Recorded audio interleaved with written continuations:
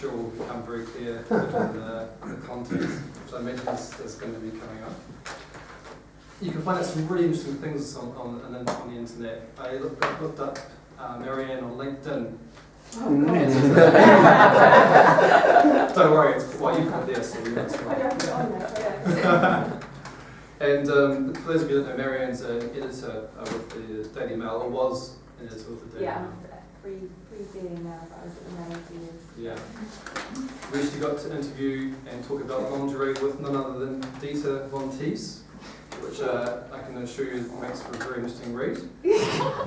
And the pictures with it. Nothing too graphic.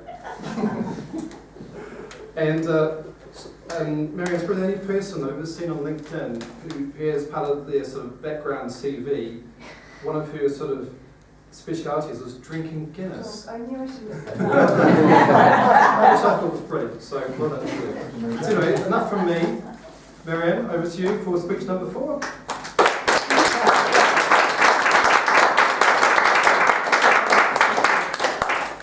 Nice to meet people. Okay.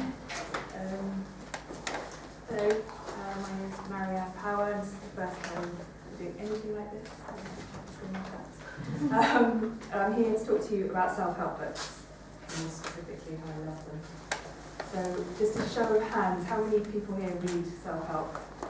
Oh my god! Okay, how many think they're an absolute load of rubbish? Okay. Yeah.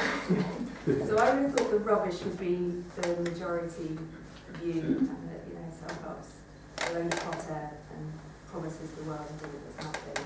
And it's for losers like me. I love self-help books. If it's promising to change my life, find me a man, get me rich, make me confident, I'll buy the book, the DVD, the t-shirt, do the whole shebang.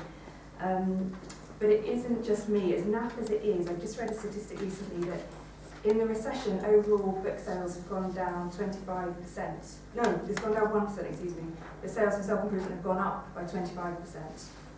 So it seems that in a recession time, when a lot of our banks, our politicians, everything's falling down, people are looking for answers, and self-help seems to be one of the places that they're finding it.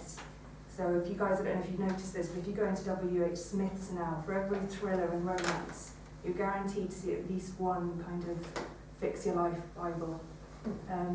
So I would have every one of those Bibles on my bookshelf. And it all started when I was 24, which is 12 years ago now, and I just finished university, was in a job I hated, earning no money, and I didn't know what to do. I was scared to leave this job because I was lucky to get any job, but I knew that I was miserable every day. And when I'm miserable every day, I drink Guinness, or I drink, at that stage it was Chardonnay because I was being sophisticated. So I was drinking wine with my friend in a pub, moaning about my lot. I just said, you've got to read this book, it's just going to change your life, you'll love it. And it was Feel the Fear and Do It Anyway. I don't know how many of you guys know that book. It's a classic by a woman called Susan Jeffers, and it's just celebrated its 25th birthday, but it's still sort of in the bestseller list all the time. So I'm sure I just took the mickey out of her and said, no way, sounds stupid. She's like, it just makes you want to do things. And anyway, it stuck with me, and the next day I did do something. I went to Waterstones and bought a copy, my first ever self-help book, and I felt mortified doing it. But I bought it, took it home, and read it from cover to cover that night. And one of the things that self-help is criticised for, especially in this country, quite rightly I guess, is that it's so over the top and positive, that it's unrealistic. But that was what I loved about it. All the kind of exclamation marks and capital letters and this kind of American you can do it attitude was just a total breath of fresh air, and definitely not what I was brought up with.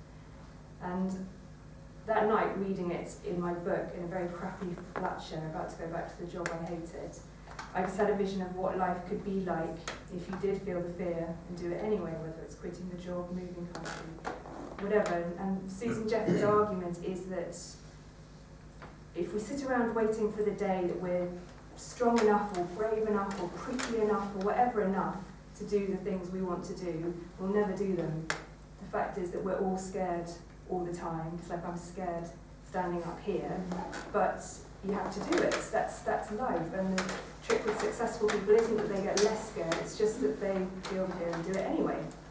So about a week later, I went back to my crappy job and I quit. And I didn't know what I was going to do. And I was temping for a while and I was trying to figure it out. And it was then that I met a friend of a friend of a friend of a friend of a friend, or I'd heard that a friend of a friend of a friend was working at the Daily Mail. And never in a million years would I have thought I could ever be anything on a national newspaper. That was something that other people did. But I felt the fear and picked up the phone call to this woman I didn't know and said, could I come in and make teas and coffees? And she said, yes.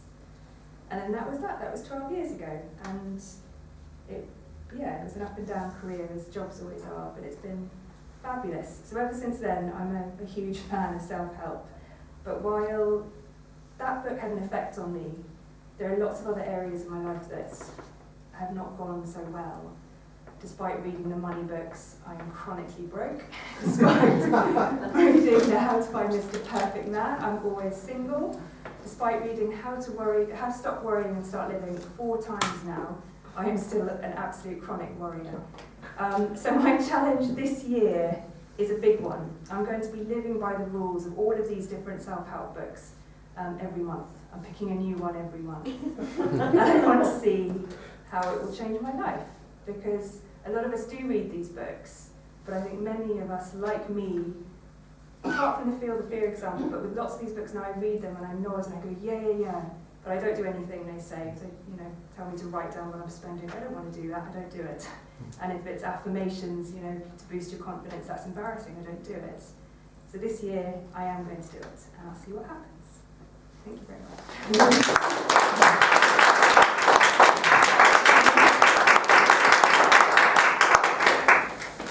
Thank you, Marianne.